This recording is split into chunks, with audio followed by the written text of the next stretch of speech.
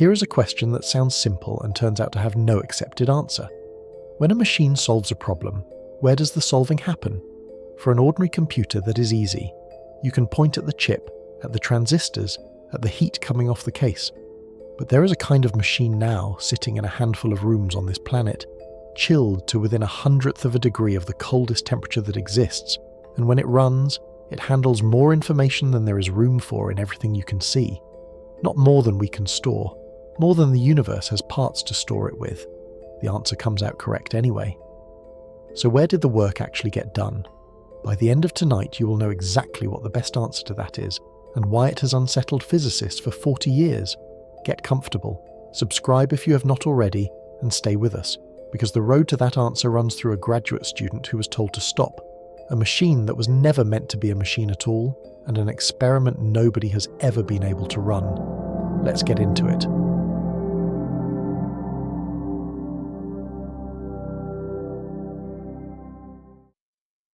Part 1. The sentence that should not have been in a product announcement. On the 9th of December 2024, a company published a sentence that it probably should have run past somebody first. The announcement itself was ordinary enough. Google's quantum computing division was introducing a new processor, a chip called Willow, and alongside it the team published a paper in the journal Nature describing a genuine and long-awaited technical milestone. That part was expected. Announcements like this arrive every year or two, they generate a week of headlines, and then the field goes quietly back to work. What was not expected was the paragraph near the end, written by the man who runs the whole program, in which he casually told the public that his machine was evidence for the existence of parallel universes. His name is Hartmut Neven. He is not a spokesman, and he is not a marketing executive. He is the founder and the lead of Google Quantum AI, which means he is one of a small handful of people on the planet with direct operational responsibility for a large-scale quantum computing effort. When he writes something about what his machines do, people in the field read it. And what he wrote was this. Willow had completed a particular benchmark computation in under 5 minutes. The same computation, run on one of the fastest classical supercomputers currently in existence, would take approximately 10 septillion years. That is 10 followed by 24 zeros. The universe is about 14 billion years old, which means the classical machine would need something like a quadrillion times the entire history of everything just to finish the job. Then he wrote the sentence. The size of that number, he said, lends credence to the notion that quantum computation occurs in many parallel universes, in line with the idea that we live in a multiverse. And then, to be perfectly clear about where he had gotten the idea, he credited it to a specific physicist by name, David Deutsch. Not a science fiction writer, not a podcaster. A working theoretical physicist at Oxford, one of the people who essentially invented the entire field that Neven now runs. There is one detail in the original wording that almost every retelling dropped, and it is worth being fair about. Neven did not write that the result proves the multiverse. He wrote that it lends credence to the notion. That is a hedge, and it is a real one, the kind of careful phrasing a scientist uses when he is telling you which way he leans rather than what he has demonstrated. By the time the story had passed through a few hundred headlines, the hedge was gone, and the sentence had hardened into a claim of proof. That is not entirely his fault. But he also had to know, running the program he runs, exactly how that sentence was going to travel. It is also worth saying who David Deutsch actually is, because the name gets thrown around as though it belonged to some eccentric on the fringes. It does not. Deutsch is the man who wrote the paper that defines what a universal quantum computer is. Every machine in every laboratory in this story is a physical attempt at the thing he described on paper in 1985. He received the Dirac Prize in 1998 and shared the Breakthrough Prize in Fundamental Physics in 2023, and he did it specifically for this work. When he says something about what a quantum computer is doing, he is not commenting from outside. He is the person who told everyone else what the machine was. The reaction from the wider physics community was immediate, and it was not warm. Within days, the announcement was being described as a case of 2 truths and a lie. The error correction result was real, and it was important, and we are going to spend a good part of tonight on exactly why it mattered. The speed comparison was defensible more or less with some caveats that we will get to, and the parallel universe claim was, in the view of a large number of very qualified people, simply not supported by anything that had happened inside that refrigerator in Santa Barbara. The critics had a specific and legitimate technical point, and it is worth understanding before we go any further, because this video is not going to spend 2 hours telling you that a company proved the multiverse. It did not. The benchmark in question is called random circuit sampling, and it is a task that was designed deliberately to be as difficult as possible for a classical computer to reproduce. That is its entire purpose. It is a stress test, chosen for computational hardness, not a window into the nature of reality. Running it fast tells you that your quantum processor is doing quantum things at scale. It tells you nothing whatsoever about how many worlds there are. Nothing in that data set distinguishes one interpretation of quantum mechanics from any other. All the interpretations predict exactly the same numbers. That is what makes them interpretations rather than theories. So by every normal rule of how these stories go, that should have been the end of it. Overexcited claim, sharp correction, news cycle moves on, everyone forgets by February. That is not what happened. The claim did not die, and the reason it did not die is the thing that makes this whole story worth 2 hours of your evening. It did not die because it was not new. Nevin had not invented that idea in a moment of enthusiasm. He was repeating, almost word for word, an argument that David Deutsch first put into print in 1985 in the paper that founded the entire discipline of quantum computing, 40 years ago. And in those 4 decades, that argument has never been refuted. It has never been confirmed. And it has never, by anyone on any side of the debate, been given an answer that the other side accepts. It sits in the literature like a stone in a shoe, and every so often somebody with a microphone steps on it and the whole field winces. Here is the thing that most of the coverage got wrong, and it is the reason I wanted to make this. Deutsch's argument is not the claim that quantum computers prove the multiverse. He has never said that, and he would be irritated to hear it summarized that way. His argument is a question. It is a very short question.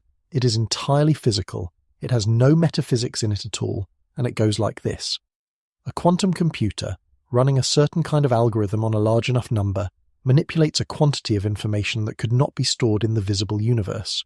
Not stored badly, not stored inefficiently, could not be stored at all, by any arrangement of every particle you could point a telescope at, and yet it produces the correct answer. Information processing is a physical process. It happens in something, using something, somewhere. So Deutsch asks the only question a physicist should ask at that point. Where did the calculation happen? That is it. That is the whole thing. And the reason it has survived 40 years of very smart people trying to make it go away is that nobody has produced a better answer than the one Deutsch gave, and the one he gave is enormous. Tonight we are going to follow that question all the way down. It has a shape, and the shape has dates on it. 1957. When a graduate student at Princeton wrote down the idea that Deutsch would later build on, and was told by the most respected physicist alive that he was wrong, and believed him, and quit. 1970, when someone finally gave that idea a name, 13 years after it had been shelved. 1985, when a physicist in Oxford designed the first universal quantum computer, and did it for a reason that almost nobody who works in the industry today could tell you. 1999, when the strongest internal objection to the whole picture was raised, and failed to be resolved, and is still not resolved. 2024, when a corporate announcement dragged all of it into the daylight, and 2026, a matter of months ago, when a new paper quietly treated the whole idea as something you could teach to an undergraduate in an afternoon. 6 dates. One question that nobody has closed. There is one more thing I want to plant before we start, because it is going to matter a great deal at the end, and if I do not mention it now, you will think I invented it for dramatic effect. There is an experiment that would settle this. An actual, designed, specified experiment, with a clear pass and a clear fail, that would tell you whether the answer to Deutsch's question is the enormous one or the ordinary one. It was designed in 1985, in the same paper that gave the world the quantum computer, by the same man. It has never been performed. And the honest assessment from the people who understand it best is that it is beyond our experimental capabilities at present, and possibly forever. I am going to describe that experiment to you in detail, and I am going to do it at the very end because you will not appreciate what it is asking until you understand everything that comes before it. So hold on to that. There is a test. Someone wrote it down. We cannot run it. Now. Before we can sensibly ask where a machine does its thinking, we need to look at what the machine actually is, and I promise you that the physical reality of these devices is stranger than any claim anyone has made about them. Part 2. the machine that must be hidden from the world. If you have a picture in your head of what a quantum computer looks like, it is probably the photograph. You have seen it. A gold chandelier of stacked plates and coiled tubing hanging in a lab, looking like something a jeweler would build for a spaceship. That photograph is real, and it is also slightly misleading, because almost none of what you're looking at is the computer. The gold chandelier is the refrigerator. The computer is a flat square of silicon at the very bottom, smaller than a postage stamp, and everything above it exists for one purpose, which is to keep the outside world away from it. The chip itself is patterned with tiny loops and pads of superconducting metal, usually aluminium or niobium. Each one is a circuit that, when it's cold enough and quiet enough, stops behaving like a circuit and starts behaving like an atom. Physicists call them artificial atoms, and that is not poetry. A real atom has discrete energy levels, and you can move it between them with a precisely tuned pulse of energy. These metal loops do the same thing. They have a ground state and an excited state and nothing in between, and you can drive them from one to the other with a microwave pulse. They are hand-built atoms, designed by engineers, larger than any natural atom by a factor of thousands, and they obey the same rules. The catch is the temperature. To make metal behave this way, you have to get it very cold. And when I say very cold, I do not mean the cold of a laboratory freezer or the cold of liquid nitrogen. Willow, and every machine like it, runs at roughly 10 millikelvin. That is 1/100th of a single degree above absolute zero. Absolute zero is the floor, the temperature at which there is no thermal motion left to remove, and these processors operate within a rounding error of it. Getting there is a genuine feat of engineering. A dilution refrigerator works in stages, each one colder than the last, and the final stage does something that sounds impossible when you first hear it. It cools by mixing.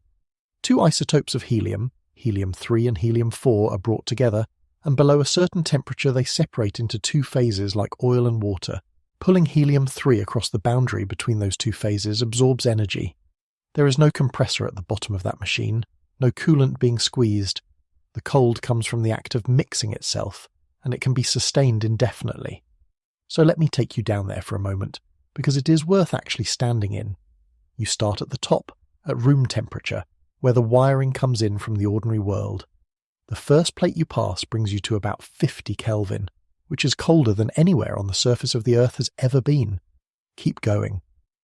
The next stage takes you to 4 Kelvin, the temperature of liquid helium, and the metal around you is now cold enough that most gases would have frozen solid out of the air if there were any air, which there is not, because everything below this point is in vacuum.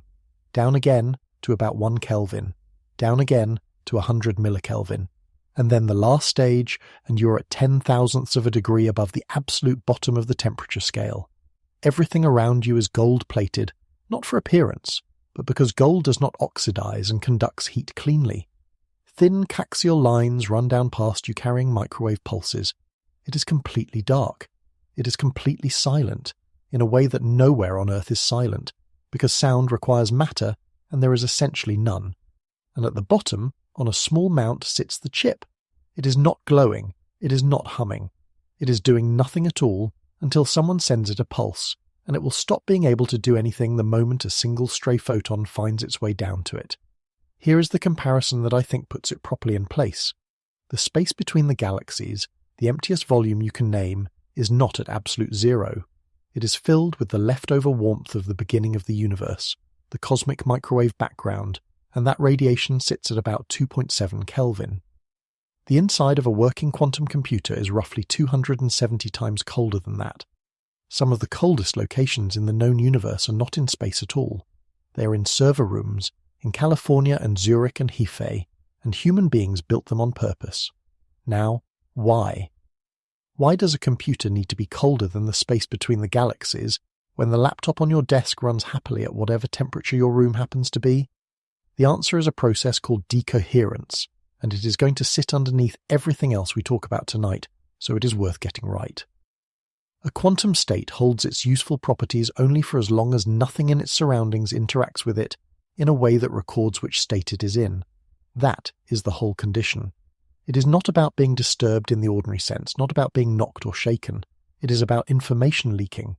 The moment a single air molecule bounces off a qubit in a way that depends on what the qubit is doing, that air molecule is now carrying a record, The information is out, and once the information about which state something is in exists anywhere in the environment, the delicate property that makes a quantum computer work is gone. The physicist Wojciech Zurek spent decades working out the details of this, starting in the early 1980s, and the picture that came out of it is one of the more unsettling ideas in modern physics. The environment behaves like a measuring device that never stops. Every photon in the room, every molecule of air, every vibration in the table is continuously interrogating everything it touches, recording answers, and spreading those records outward. Zurek called the effect Einselection, environment-induced selection. Nothing has to decide to measure anything. The universe is doing it constantly and everywhere. And that leads to the conclusion that I find genuinely difficult to sit with. The reason the world around you looks solid and singular and definite, the reason your coffee cup is in one place rather than smeared across your kitchen, is not that quantum mechanics stops applying at your size. It is that objects your size are being measured billions of times a second by everything they touch, and have been for 14 billion years. Classical reality on this account is not a separate regime with different laws. It is what quantum mechanics looks like after it has been thoroughly and continuously observed by everything else. So a quantum computer has to be hidden from the world in order to think. That is not a metaphor, and it is not a flourish. It is an engineering specification, written into the design of every machine in this story. The cold, the vacuum, the shielding, the isolation, all of it exists to buy a few microseconds during which the universe is not looking closely enough to spoil the answer. I want to flag one thing here that will become very important later, and then leave it alone. Decoherence explains why the interference disappears from view. It explains beautifully why you never see a coffee cup in two places. What it does not explain, and what its own founders were always careful to say it does not explain, is why you experience one particular outcome rather than another. The mathematics tells you the different possibilities stop being able to affect each other. It does not tell you that all but one of them vanished. That gap, that specific and narrow gap, is where every interpretation of quantum mechanics lives. Copenhagen fills it one way, Everett fills it another, and the argument we are following tonight is a fight about what belongs in that gap. A few practical details because they make the machines feel real. Cooling one of these systems from room temperature takes a day or two, and warming it back up to service the chip takes about as long, which means a single hardware change can cost a research group most of a week. The refrigerators are not the only approach either. Trapped ion machines, like the ones Quantinuum builds, go the other direction entirely and suspend individual charged atoms in a vacuum using electromagnetic fields, isolating them with emptiness instead of cold. And even with all this protection, the machines are still vulnerable to things you cannot shield against. A cosmic ray hitting the chip can produce a burst of correlated errors across the whole processor at once, which is a documented failure mode and one reason that some people have half-seriously proposed putting future quantum computers underground. There is something worth taking from all of this before we move on. You have never seen a quantum effect with your own eyes. Not once. And the reason is exactly the reason these machines need refrigerators. You are large, you are warm, and you are being measured constantly by every photon in the room. That relentless observation is what keeps you singular. Whatever else is true tonight, the thing that makes you one person, in one place, having one experience, is the same thing that engineers spend millions of dollars trying to keep out of a box. That box is protected so carefully because of what it is protecting, and the size of the thing inside it is where the trouble starts. Part 3. The arithmetic that runs out of universe. Everything that follows depends on one piece of arithmetic, and it is simple enough that I can give it to you in a sentence. To fully describe the state of a group of qubits, you need 2 raised to the power of however many qubits you have. Not one number per qubit, not the square of the number of qubits, 2 to the power of n. That sounds harmless. It is not harmless, and the way to feel why is to walk up the ladder slowly rather than jumping to the top, because the whole point of exponential growth is that it looks reasonable right up until the moment it stops being reasonable. 10 qubits. 2 to the 10th is 1024. To completely describe what 10 qubits are doing, you need to keep track of 1024 separate numbers. That is nothing. A pocket calculator could hold that. 20 qubits. About 1 million numbers. Still trivial. Your phone would not notice. 30 qubits. About 1 billion. Now you need a decent desktop machine, and you're starting to feel it. 40 qubits. About 1 trillion numbers. You now need a serious computer with a serious amount of memory. and simulating 40 qubits is a real research problem that people write papers about. 50 qubits, roughly a quadrillion numbers, which is a 1 followed by 15 zeros. This is approximately the edge. 50-odd qubits is around the point where the largest supercomputers on Earth, machines that fill buildings and consume the electricity of a small town, begin to fail. Not because they are slow, because they physically cannot hold the numbers, and now the jump. 300 qubits, 2 to the 300th power is approximately 10 to the 90th, a 1 followed by 90 zeros. Let me put that number next to something. The best current estimates put the number of atoms in the entire observable universe at around 10 to the 80th. Every atom in every star in every galaxy that light has had time to reach us from. 10 to the 80th. 300 qubits require 10 to the 90th numbers to describe. That is 10 billion times more numbers than there are atoms in everything you can see. I want to be careful here, because this is exactly the point where these videos usually cheat. That gap is not a rhetorical trick. It is not an approximation that gets better if you are more clever about it. There is no compression scheme that fixes it, no clever encoding that gets you around it. If you want to write down what 300 qubits are doing in full, you need more numbers than the universe has atoms to write them on. And 300 qubits is not a fantasy figure. Machines with more physical qubits than that already exist. The chip Google announced in 2024 had 105. Others have gone considerably higher. The space those numbers live in has a name. Mathematicians and physicists call it Hilbert space, after David Hilbert, and it is the arena in which quantum mechanics is actually written. Its size grows exponentially with the number of particles you're describing. And here is where the argument begins, because quantum mechanics does not treat Hilbert space as a bookkeeping convenience. The equations do not say that the true state of the system is small and simple, and we are just describing it clumsily. The equations say the state is that big. The size is not in our description. The size is in the thing. Richard Feynman noticed the sharp end of this in 1981, and he noticed it from the opposite direction. He was thinking about simulation. If you want to predict what a modest collection of quantum particles will do, you have to track all those exponentially many numbers, which means simulating quantum physics on an ordinary computer gets impossibly expensive, impossibly fast. Feynman's response was characteristically direct. If nature is not classical, he said, then you should not be trying to simulate it with a classical machine. Build a quantum machine instead and let physics do the work. That suggestion is the seed of everything in this story.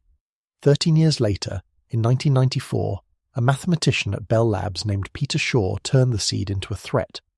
Shor found an algorithm that lets a quantum computer factor large numbers into their prime components in a length of time that grows gently with the size of the number, rather than explosively. That sounds academic. It is not. Factoring is the problem of taking a number and finding which two numbers multiply together to make it. For small numbers, it is easy. 15 is 3 times 5. For large numbers, hundreds of digits long, it is brutally hard, and it is hard in a very specific and useful way. Multiplying two enormous primes together takes a fraction of a second. Taking the result and working backwards to recover the primes takes, with the best classical methods known, longer than the remaining lifetime of the sun. That asymmetry, easy one way and effectively impossible in reverse, is the foundation on which a substantial fraction of the world's encryption rests. It is what protects bank transfers, medical records, government communications, and the little padlock in your browser. Shor's algorithm dissolves that asymmetry, and it is on the back of Shor's algorithm that David Deutsch asked the question, "This entire video exists to follow." He put it in print in 1997 in a book called The Fabric of Reality, and I want to give it to you exactly as he wrote it, because paraphrasing softens it. When Shor's algorithm has factorized a number, he wrote, using 10 to the 500th power or so times the computational resources that can be seen to be present, where was the number factorized?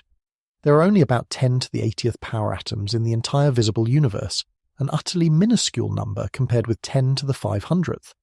So if the visible universe were the extent of physical reality would not even remotely contain the resources required to factorize such a large number. Where was the number factorized?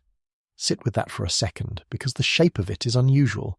He is not making a claim about consciousness or meaning or anything you could argue about over dinner. He is doing bookkeeping. A physical process occurred. Physical processes consume physical resources.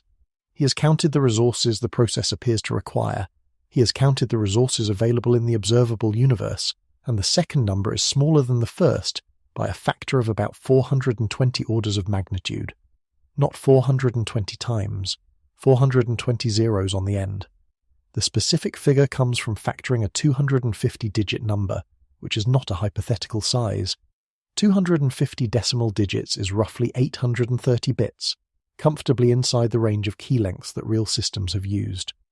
Deutsch's estimate is that such a computation involves on the order of 10 to the 500th interfering contributions, and his claim is that this multiplicity is not a curiosity of the mathematics.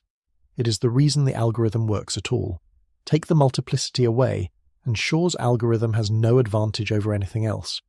It is worth saying where the figure of 10 to the 500th actually comes from, because it is not a number Deutsch picked for effect. Shor's algorithm needs a working register large enough to hold the range of values it searches through, and for a number of that size the register runs to something like 16 or 1700 qubits. 2 raised to that power lands you in the neighbourhood of 10 to the 500th. The number is just the arithmetic from the beginning of this chapter, run on a register big enough to be useful. And I want to underline one thing about the dispute we're walking into, because it saves a lot of confusion later. Nobody argues about the arithmetic. Not Deutsch's supporters, not his critics, not anyone. Everybody agrees that the description grows as 2 to the power of n, and everybody agrees that this outruns the atom count long before you get to a useful machine. The entire argument, all 40 years of it, is about one question only. Is that enormous space a physical place, or is it a very large piece of mathematics that we use to predict the behaviour of a small physical thing? His own answer to his own question, and we will spend most of tonight examining whether it holds, is that the computations are carried out in parallel in different universes, and their results are combined through interference. Now, I promised I would not hide the objections until it was convenient, so here is the strongest immediate reply, and it arrives about 4 seconds after anyone hears this argument for the first time. Classical probability does the same thing. If I have 100 ordinary coins describing the full probability distribution over all their possible configurations, also requires 2 to the 100th numbers. That is an equally enormous quantity, and nobody claims a bag of coins is reaching into other universes, so why should qubits be different? It is a genuinely good objection, and it deserves a genuinely good answer, which I am going to give you properly in a few chapters, because it needs machinery we have not built yet. But I will tell you the single word that the answer turns on so you can watch for it. The word is interference. A classical probability distribution is a statement about our ignorance, and the possibilities in it never interact. They sit side by side, mutually exclusive, waiting for us to find out which one is true. The numbers describing a quantum state do something a probability cannot. They add together, they cancel each other out, they combine physically, and the result of that combination is what comes out of the machine. Whatever those numbers are, they are not a description of what we do not know. They are doing something. So we have the question, and we have the arithmetic behind it, and we have the name of the answer Deutsch proposes. That answer has a name most people have heard, in films, in television, in 100 lazy science fiction plots. Almost nobody could tell you where it came from. It came from a 27-year-old graduate student who was told by the most respected physicist alive that he was wrong, and who believed him. Part 4. The Student Who Was Told No. In March of 1957, a graduate student at Princeton submitted a doctoral thesis that proposed getting rid of one of the central features of quantum mechanics. His name was Hugh Everett III. He was 26 years old when he wrote it, 27 when it was published, and by any reasonable measure he was about to have one of the more remarkable careers in 20th century physics.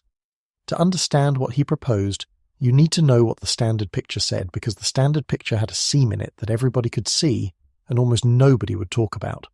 Quantum mechanics has 2 rules for how things change. The first rule is the Schrödinger equation, and it is beautiful.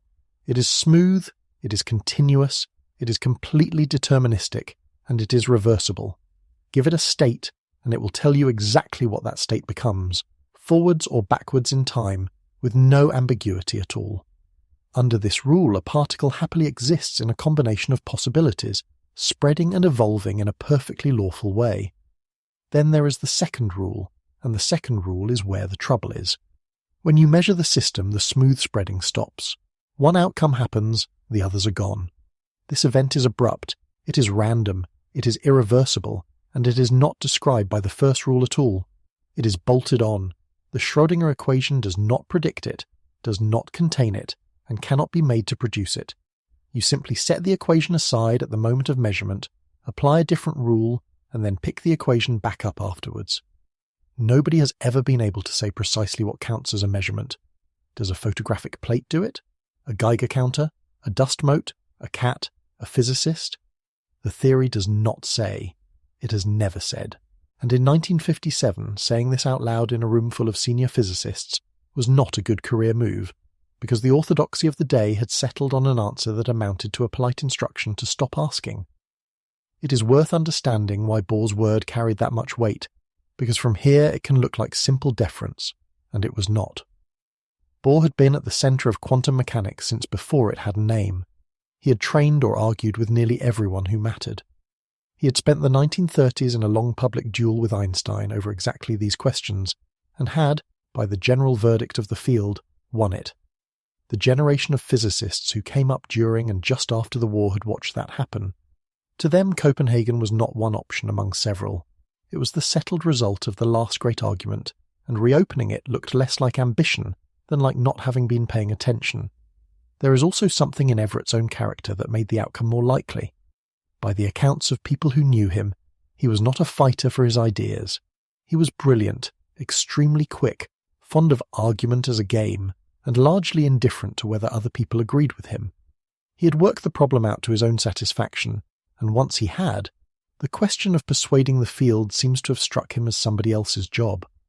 That is a temperament that produces original work and almost guarantees it will be ignored. Everett's proposal was to delete the second rule entirely. That is the whole idea. Not to modify it, not to refine it, but to remove it and see what the theory does without it. Let the Schrödinger equation apply to everything. To the particle, yes, but also to the detector that measures the particle, and to the laboratory containing the detector, and to the physicist standing in the laboratory reading the dial. Everything obeys one rule. There is no special moment, no special apparatus, no special observer, and when you do that, something specific happens, and it is not that the possibilities disappear. If the particle is in a combination of two states, and the detector interacts with it in the ordinary lawful way, then the detector goes into a combination of two states as well, each one correlated with a particle state. And when the physicist looks at the detector, the physicist goes into a combination of two states, each correlated with a detector reading. The combination does not resolve.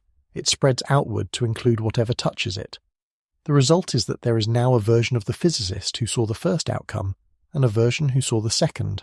And each one, being a perfectly ordinary physicist made of perfectly ordinary matter, has no access whatsoever to the other. Each one sees a single definite result. Each one would report truthfully that the wave function collapsed. Neither is a ghost or a shadow or a lesser copy. They are branches of one state that no longer have any way of reaching each other. Everett called this the relative state formulation.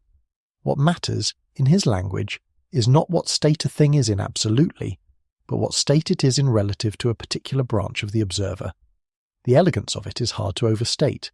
He had removed the ugliest feature of the theory, the arbitrary bolted-on rule that nobody could define, and in exchange he had explained why measurements look the way they do without needing anything extra at all. The theory got simpler, it got more consistent, it stopped having a seam in it. His supervisor was John Archibald Wheeler, who at that point was one of the most influential physicists in the world, a man who taught Feynman and later coined the term black hole. Wheeler could see what he had, and Wheeler also knew that the idea had to get past one specific person. Niels Bohr was 71 years old, and he was, in the most literal sense available, the establishment. The orthodox account of quantum mechanics was called the Copenhagen interpretation, because Copenhagen was where Bohr worked. If Bohr endorsed something, it was physics. If Bohr dismissed something, it was a curiosity. Wheeler travelled to Copenhagen to present his students' work. Bohr dismissed it. I want to slow down here, because what happened next was not dramatic. That is the point. It is spring, 1957, and Wheeler has come back. He and Everett are working through the thesis together, and the process they are engaged in is revision, not rejection. Nobody tells Everett his idea is worthless. What happens is quieter and, in its way, worse. The thesis is cut, not trimmed, not tightened, but cut by close to 3/4 of its length. Everything that reads as a challenge to the Copenhagen position is softened or removed. The long, careful sections in which Everett had worked out exactly where the standard account fails are taken out. Wheeler is the one insisting on the changes, and he is doing it for reasons that are not entirely dishonourable, because he genuinely believes this is the only way to get the idea into print at all. The title changes too. Whatever it might have been, it becomes the relative state formulation of quantum mechanics, a phrase so deliberately flat that a reader skimming the contents page would have no reason to stop. The words many worlds appear nowhere in it. They would not appear anywhere for another 13 years. And when the paper is finally published, in the Reviews of Modern Physics in July of 1957, there is a line under the author's name giving his institutional address the way there always is. It does not say Princeton. It reads Weapons Systems Evaluation Group, the Pentagon, Washington, District of Columbia. He had already gone. Before the paper, that would eventually reshape the foundations of physics, was even in print, Everett had taken a job at a defense think tank working on nuclear war. His work there involved game theory, optimization, and the mathematics of how a nuclear exchange would actually unfold, including some of the earliest formal analysis of what would happen to a population afterwards. By every account, he was extremely good at it. He built a career there and stayed in that world for the rest of his life, and he never wrote another word about quantum mechanics, not one. He was 27 years old. He had proposed one of the most consequential ideas in the history of the field. The most respected physicist alive had waved it away, and he accepted the verdict and went to work on something else. There is a coda that makes it worse. In 1959, 2 years later, Everett travelled to Copenhagen and met Bohr in person. He had prepared. He wanted the conversation. By most accounts, the meeting was a failure, not because Bohr argued with him and won, but because Bohr would not properly engage with the substance at all. Everett came home, and that was the end of it. Wheeler's own position through all of this was tangled, and I do not want to paint him as a villain, because he was not. Privately, he championed Everett for years. He pushed the work at conferences, mentioned it in correspondence, kept the idea alive in conversation when nobody else would touch it. Publicly, he kept softening the claims, distancing the formalism from its wildest reading, and in later life he moved away from the many worlds picture altogether and said so. He was a man trying to protect a student's idea and his own standing at the same time, and he did not entirely manage either. There is something here that connects directly back to where we started, and it is the reason this chapter is in the video at all. When Hartmut Neven wrote that sentence in 2024, and a large part of the physics community reacted as though he had said something faintly embarrassing, that reaction had a history. The interpretation he was invoking did not arrive in the world as a respectable minority position that people politely disagreed with. It arrived already defeated. It was buried on submission by the highest authority in the field before anyone outside a few offices in Princeton had a chance to read it in full. The dismissiveness Neven encountered in 2024 is the same dismissiveness Everett encountered in 1957, and it has been running continuously, without interruption, for 67 years. What makes it land, for me, is not that Everett was right. We do not know that he was right. That is the entire subject of this video, and I am not going to pretend otherwise. What makes it land is that he stopped. He was told no by someone whose judgment he had every reason to trust, and he did the reasonable thing, which was to conclude that a man of Bohr's standing probably knew something he did not, and to go and find useful work elsewhere. For 13 years, nothing happened. The paper sat in the literature, occasionally cited, mostly ignored, under a title designed not to attract attention. And then one article, in one magazine, gave the idea a name that Everett himself never wanted. Part 5. The word nobody used for 13 years. Between 1957 and 1970, Everett's idea did almost nothing. It was not refuted. It was not debated. It was not the subject of conferences or rebuttals or angry letters. It simply sat in a journal, under a title that gave nothing away, cited occasionally by people who had stumbled across it and otherwise left alone. 13 years is a long time in physics. Entire subfields were born and matured in that window. Then, in September of 1970, a physicist named Bryce DeWitt published an article in Physics Today, and everything changed. DeWitt had come across the full version of Everett's work and had been unable to let it go. what he wrote was not a technical paper. Physics Today is a magazine that lands on the desks of working physicists across every specialty, and DeWitt used it to lay the idea out plainly, in language that anyone with a physics degree could follow, and to say the thing that the 1957 paper had been carefully edited not to say. He argued that if you take quantum mechanics literally, without the extra collapse rule, then the universe is constantly splitting into branches, each containing a version of every observer, and every one of those versions is equally real. And he gave it a name. He called it the many worlds interpretation. The name did more work than the argument did. Once an idea has a name, it can be discussed, dismissed, defended, and taught. Before September of 1970, a physicist who wanted to bring this up had to explain the relative state formulation from scratch. Afterwards, they could say 2 words, and everyone in the room knew what they meant. That is not a small thing. A great many ideas in science are waiting for a name and nothing else. Everett, by the accounts of people who knew him, was not thrilled with the one he got. His objection was precise rather than sentimental. He had never claimed there were separate worlds. He had claimed there was one state, evolving smoothly under one equation, which develops branches that lose the ability to influence each other. Calling them worlds makes them sound like separate rooms in a building, each with its own furniture, and that is not what the mathematics says. The mathematics says there is one object. Hold on to that distinction, because in a few chapters it is going to come back with real force in the hands of somebody arguing against the whole picture. The response to DeWitt's article tells you how far outside the mainstream this still was. Physics Today received a substantial volume of correspondence, and most of it was hostile. Readers wrote in to say the idea was extravagant, unscientific, a violation of Occam's razor, an embarrassment. 13 years after publication, and with a name attached, this was still, to most working physicists, faintly ridiculous. DeWitt did not stop. In 1973 he co-edited a volume with Neil Graham that did something quietly important. It printed Everett's original full-length thesis. Not the abridged version that had been cut down to appease bore, but the whole thing, roughly 4 times longer, including all the sections that had been removed. Readers could finally see what Everett had actually written in 1957, rather than what had been left of it.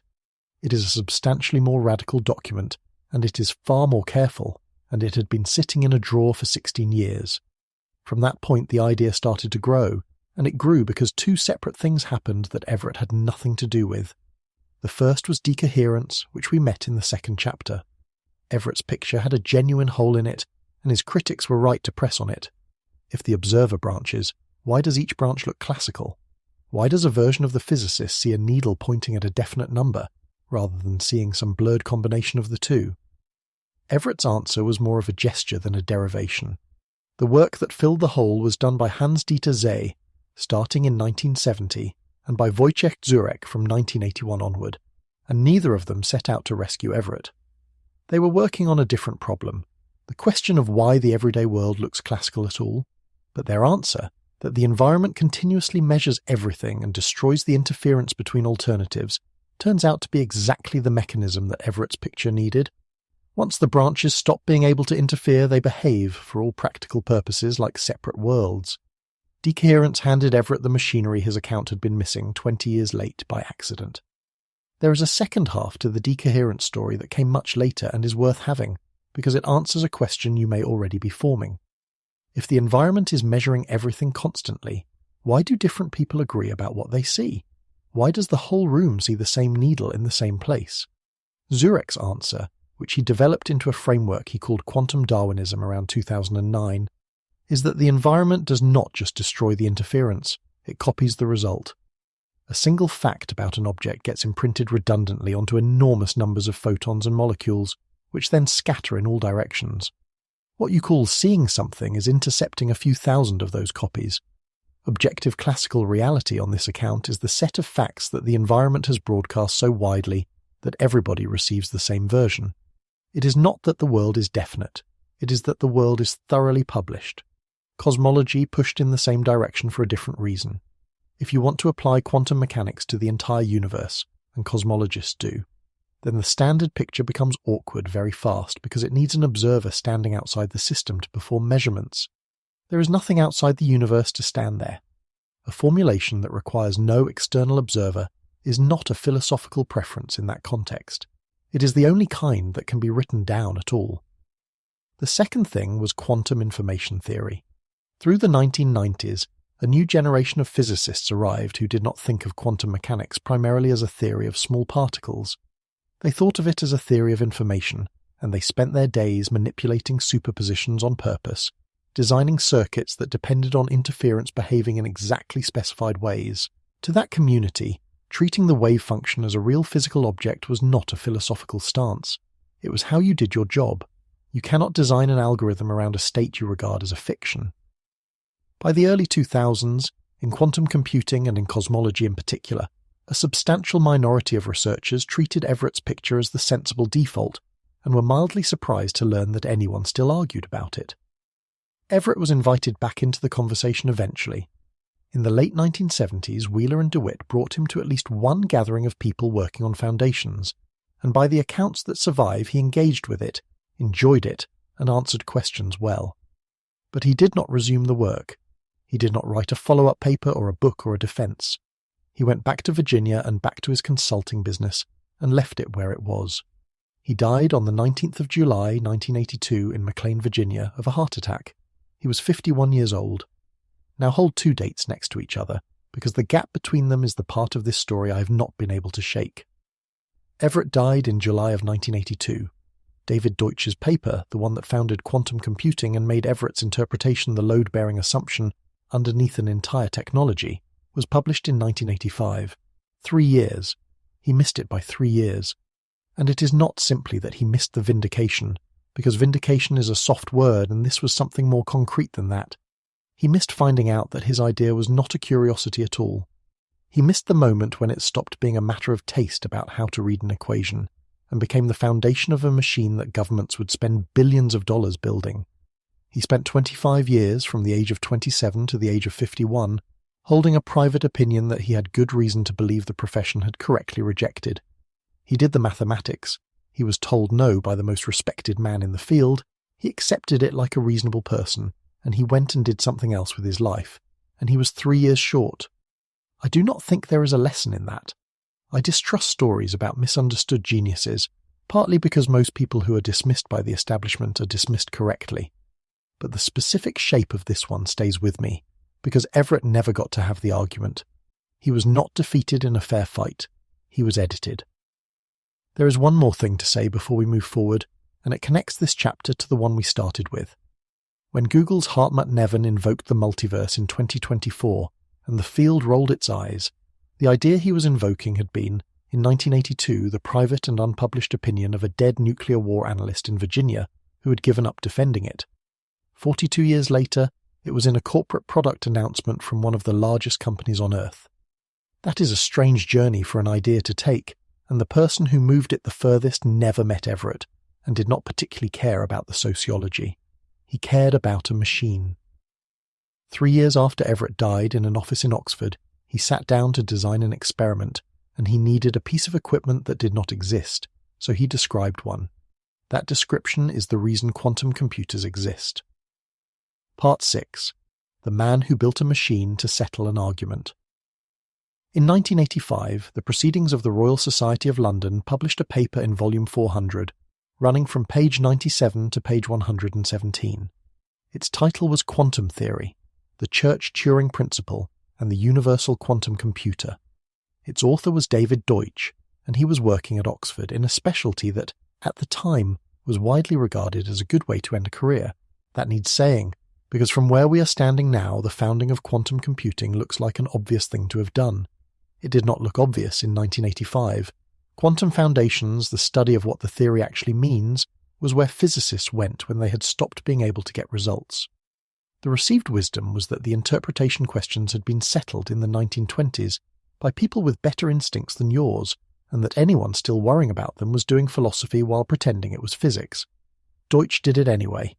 The paper does two things, and the second one has been almost entirely forgotten by the industry it created.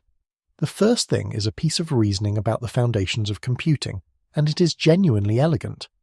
There is a principle in computer science called the Church-Turing thesis, and in its usual form it is a statement about mathematics.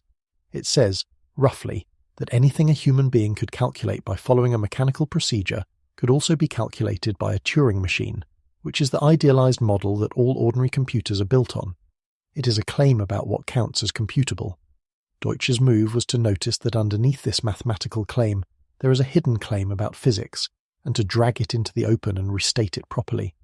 In his version it reads, "Every finitely realizable physical system can be perfectly simulated by a universal model computing machine operating by finite means." That is no longer a statement about mathematics. That is a statement about what the laws of nature permit. It says that if something can physically happen, a single universal machine can reproduce it exactly. Having stated it, he then pointed out that the classical version fails. Classical physics is continuous. Position and field strength take values from an unbroken line of real numbers, most of which cannot even be written down in a finite number of digits. A Turing machine is discrete. It handles symbols in finite steps, so a classical universal machine cannot perfectly simulate a classical physical system. It can approximate it. It cannot reproduce it. The principle, in its classical form, is simply false. Then comes the turn. Quantum theory, Deutsch showed, is different. A universal quantum computer, a machine built to manipulate quantum states directly, can perfectly simulate any finite physical system, because it is made of the same kind of thing the system is made of. The principle that classical physics could not satisfy, quantum physics satisfies exactly. And in the process of showing this, Deutsch had to specify what such a machine would be, which is how the universal quantum computer entered the scientific literature. He also introduced the phrase quantum parallelism to describe what such a machine does, and he included the first example of an algorithm that a quantum computer could run faster than any classical machine could manage. It was a small and artificial problem, deliberately so, designed to prove a point rather than to be useful. 7 years later, working with Richard Josser, he generalized it into what is now called the Deutsch-Josser algorithm, and that one became the first proven exponential separation between quantum and classical computation for a well-defined problem. It was the moment the field acquired a proof rather than a hope. It is worth knowing what that first algorithm actually did, because it is small enough to hold in your head, and it makes the whole idea concrete. Imagine a sealed box with a switch on it. You feed the box an input, it gives you back a single bit, and you're told in advance that the box is one of two kinds. Either it always returns the same answer no matter what you feed it, or it returns one answer for exactly half the possible inputs and the other answer for the rest. Your job is to determine which kind of box you have. Classically, there is no shortcut. You have to test inputs one at a time, and in the worst case you have to test just over half of all of them before you can be certain, which for a large input means an impossible number of tests. Deutsch's algorithm settles the question with a single query. Not a faster search. One question, one answer, done. That is the shape of every quantum advantage that has been found since, and it is why the paper mattered immediately to people who did not care at all about the interpretation of quantum mechanics. So that is the first thing the paper does, and on that basis alone it is one of the most consequential papers of the late 20th century. Tens of thousands of citations, an entire industry, national research programs on 3 continents. Now here is the second thing, and this is the part that made me want to make this video. Deutsch did not write that paper because he wanted to build a faster computer.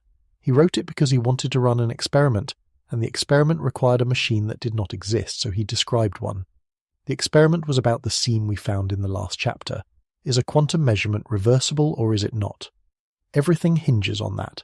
If measurement is a smooth, lawful, reversible physical interaction, like every other interaction in the theory, then nothing collapses, both outcomes persist, and the observer branches.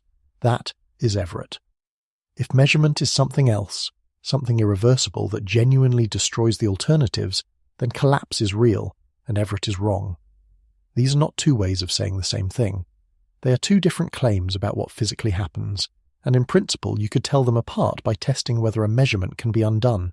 In principle. The problem is what you need in order to run the test. You need something that genuinely performs a measurement, that genuinely registers an outcome, that can truthfully report having done so. And you need that entire thing to be under such complete control that you can run the interaction backwards afterwards. You cannot do this with a physicist. You cannot put a person in a laboratory into a superposition and then rewind them. Not because it is forbidden by the laws, but because a person is made of something like 10 to the 27th atoms, every one of them constantly leaking information into the room. The instant a human being observes anything, the record of it is spread across the environment beyond any possibility of recall. But Deutsch saw a way around it. What if the observer were not made of matter in a room, but were a process running inside a machine? And what if that machine maintained perfect quantum coherence across the whole of its own state? Then the observer would be as isolated as the machine was. Its measurement would be a physical interaction inside a controlled system. And in a system where nothing leaks, an interaction that can be run forwards can be run backwards. So he described the machine that would be needed. He worked out what it would have to be able to do, what operations it would have to support, and what it would mean for such a device to be universal. And in the process of specifying a piece of laboratory apparatus for an experiment about the nature of measurement, he wrote down the definition of the universal quantum computer. I want to be clear about the size of this, because it is easy to say quickly and hard to actually absorb. Every quantum computer on Earth is a physical attempt at the thing Deutsch specified in that paper. Every error-correcting code, every superconducting chip in a gold refrigerator, every national quantum initiative, every anxious government memorandum about post-quantum encryption. All of it descends from a design for a piece of test equipment, built to answer a question about whether a person who makes an observation remains one person. The technology is the side effect. The experiment was the point, and almost nobody working in the industry today could tell you that. I am not going to describe the experiment in full yet. I am going to describe it at the very end, in detail, because you need everything between here and there to understand what it is really asking and why nobody has managed to run it. But I wanted you to know, from this point onward, that it is sitting there waiting. And the paper contains one more thing, a single phrase that has been irritating physicists for 40 years, which is Deutsch's own assessment of what quantum parallelism means. The intuitive explanation of these properties, he wrote, places an intolerable strain on all interpretations of quantum theory other than Everett's. An intolerable strain. Remember that phrase. It is doing a lot of work, and it is worth noticing what kind of claim it is. He is not saying the other interpretations are refuted. He is saying they can be maintained, but only by carrying a weight that ought to be unbearable. That is a rhetorical position rather than a proof, and he knows it, and he has never softened it. In later writing, he has gone further, arguing that Everett's picture is not an interpretation of quantum theory at all, but simply quantum theory taken literally, and that the other options are the ones adding extra machinery. He has held that line for 4 decades, through a Dirac Prize in 1998 and a share of the Breakthrough Prize in Fundamental Physics in 2023. Whatever else you conclude tonight, this is not a man chasing attention. But before you can judge whether the strain is intolerable, you have to know what the machine is actually doing when it runs. And here is the uncomfortable part, the part I have been building towards since the first chapter. It is not doing what almost everybody thinks it is doing. Part 7. What actually happens. Inside.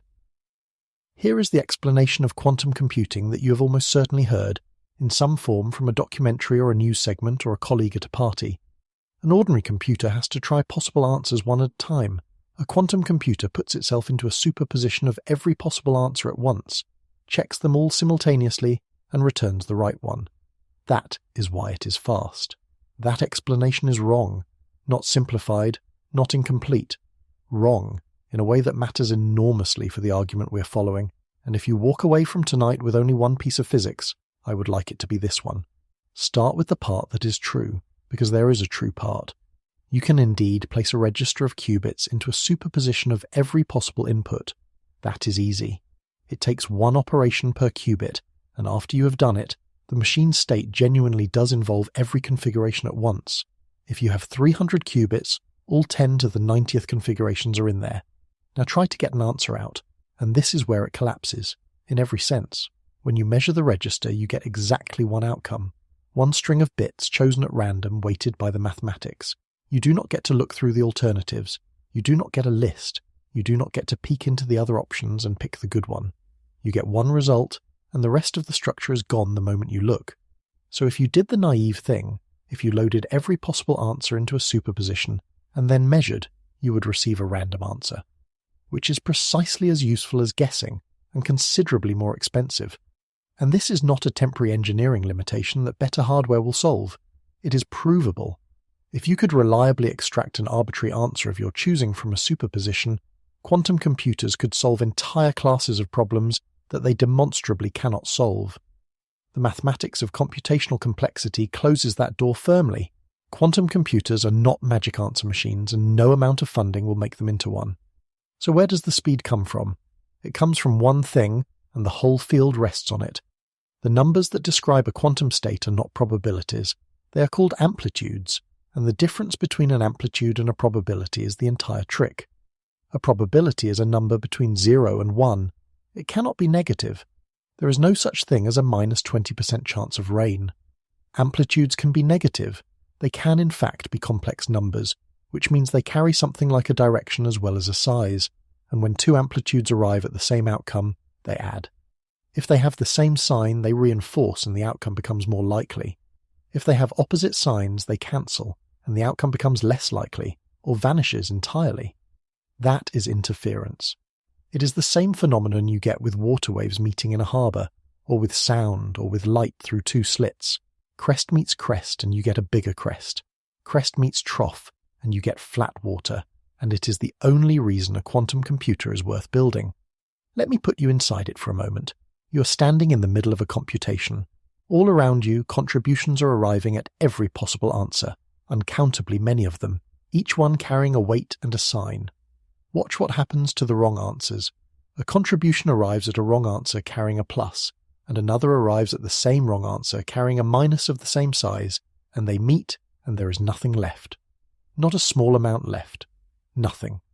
It happens again at the next wrong answer, and the next, everywhere at once silently, with no machine anywhere checking whether the answer was correct. Nothing was tested. Nothing was compared. Nothing was rejected. The wrong answers simply arrived in pairs and annihilated each other, and when the cancellation has finished sweeping through the whole space of possibilities, one region is left standing because there the contributions arrived carrying the same sign and reinforced instead. That is where the answer is, and when you finally measure, that is overwhelmingly what you get. The machine never searched. It arranged for everything false to destroy itself, and then looked at what survived. If you want to see interference doing this with your own eyes, the two-slit experiment is the demonstration, and it is worth recalling because it makes the abstraction physical. Send particles one at a time at a barrier with two openings and let them land on a screen behind it. Each particle arrives as a single dot, but over thousands of arrivals the dots build up into stripes, bands where particles land constantly and bands where they essentially never land. The dark bands are the point.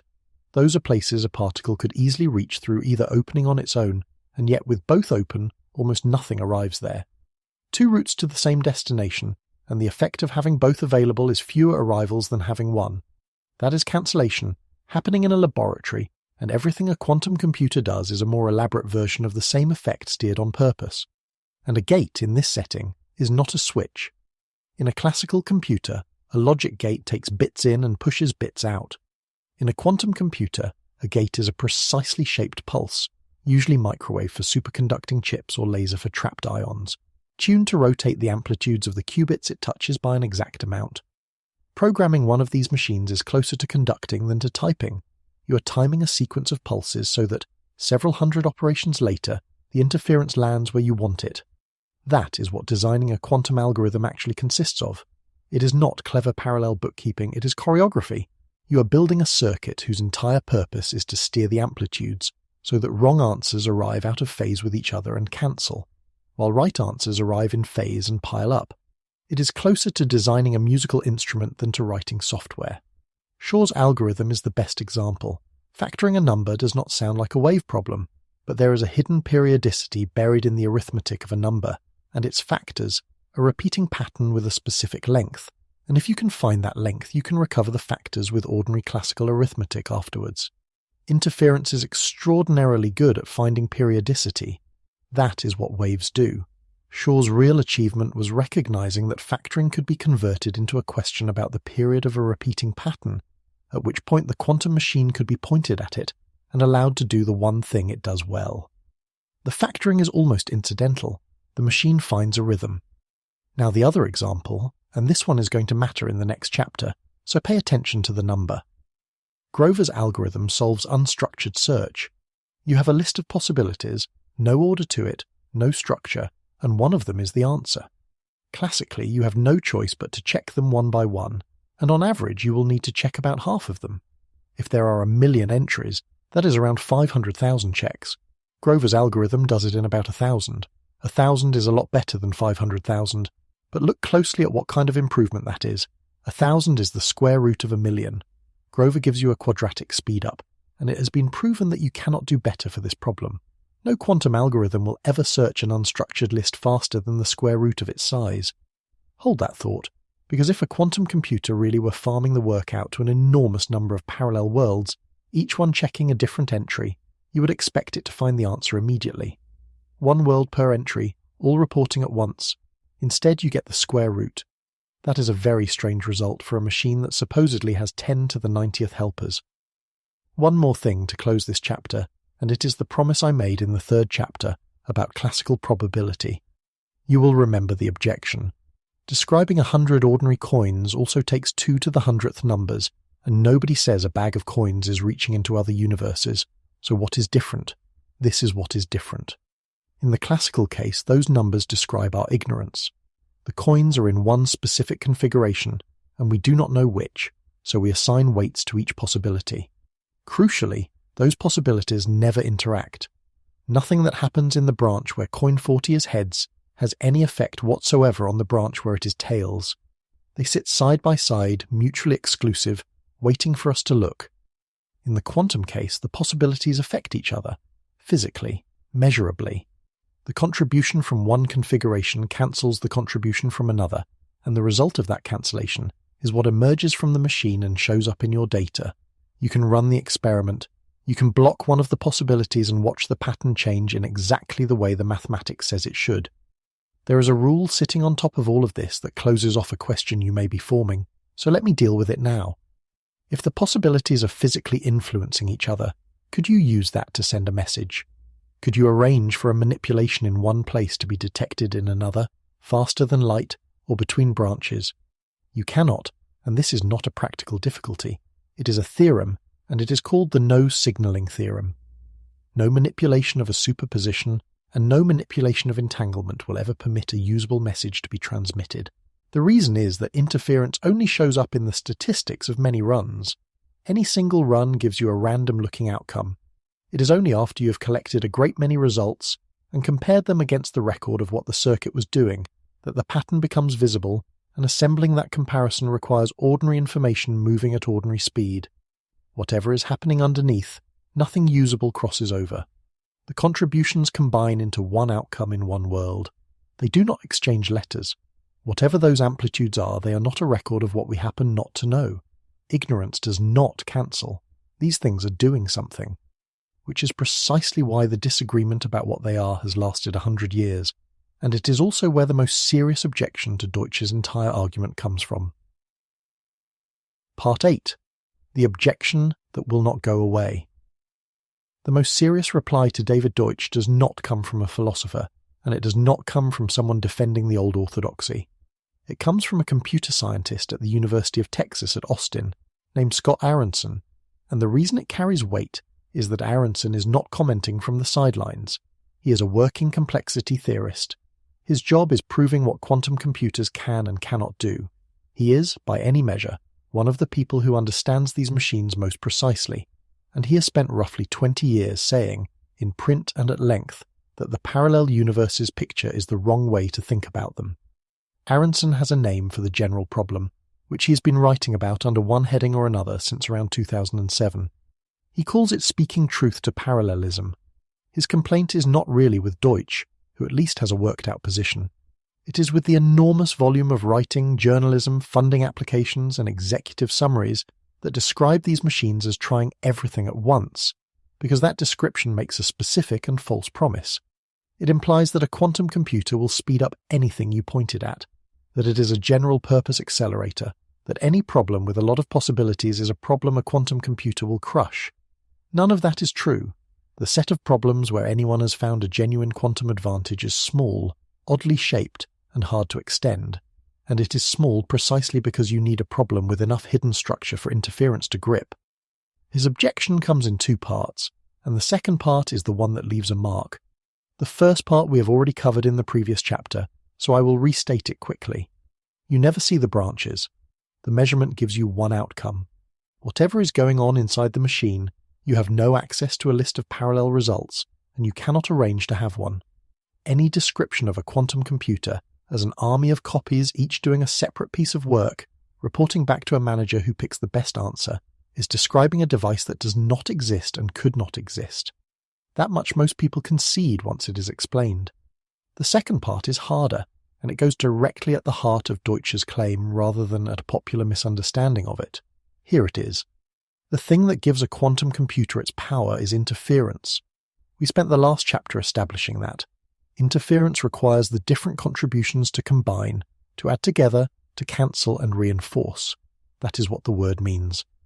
Now ask what has to be true of two things for them to interfere. They have to be able to reach the same place at the same time and affect each other.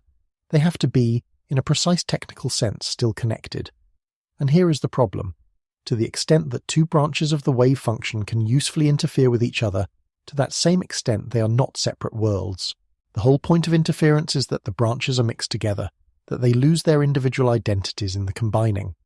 A contribution that has become a genuinely separate world, in the sense that anyone means when they say the word world, is a contribution that has decohered. And a contribution that has decohered can no longer interfere with anything ever again. That is the definition of decoherence. It is the loss of the ability to interfere. It is worth being precise about what decoherence does here, because the word gets used loosely. When a branch decoheres, the information that would let it interfere with its sibling has not been destroyed. It has been spread. It has leaked out into the positions and momenta of an enormous number of environmental particles, scattering outward in all directions. In principle, if you could catch every one of those particles and reverse every interaction exactly, the interference would come back. In practice, the number of things you would have to catch and reverse grows so fast that after a fraction of a nanosecond, the task is more than the observable universe could accomplish. So the separation is not fundamental. It is a one-way street built out of practical impossibility, which is the same kind of one-way street that makes a smashed cup stay smashed. Two branches become separate worlds in the only sense that matters, which is that nothing will ever bring them back into contact. So the resource has a property that the name does not survive. The multiverse is either useful or separate, but it cannot be both at the same moment. When the branches are doing the work, they are not worlds. When they have become worlds, the work has stopped. That is the objection, and I think it is a serious one. It does not say Deutsch is wrong about the arithmetic. It does not deny that something with an enormous number of components is being manipulated. It says that calling those components parallel universes imports a picture, the picture of separate self-contained realities, each running their own copy of everything, that the mathematics actively contradicts at exactly the moment the machine is working. And there is a detail here that I find quietly satisfying, because it connects all the way back to 1970. Hugh Everett disliked the name Many Worlds when Bryce DeWitt gave it to him, and his objection was structurally similar. He had never claimed there were separate places. He had claimed there was one state with branches inside it. The man who invented the idea and the man arguing hardest against Deutsch's use of it are complaining about the same word for adjacent reasons, 70 years apart. Aronson also has a piece of hard evidence, and it is the number I asked you to hold on to in the last chapter. Grover's algorithm gives a quadratic speed-up. Search a list of 1,000,000 entries in about 1,000 steps rather than 500,000. If the machine were genuinely distributing the work across an enormous number of parallel worlds, one entry per world, you would expect the answer to come back essentially immediately. The parallel picture predicts an exponential improvement. What we actually get, and what has been proven to be optimal, is the square root. That is not what farming work out to a multiverse looks like. It is what carefully steered interference looks like when the problem has no structure to exploit. I want to be careful about Aronson's actual position, because it is easy to enlist him for a side he is not on. He is not defending the Copenhagen interpretation.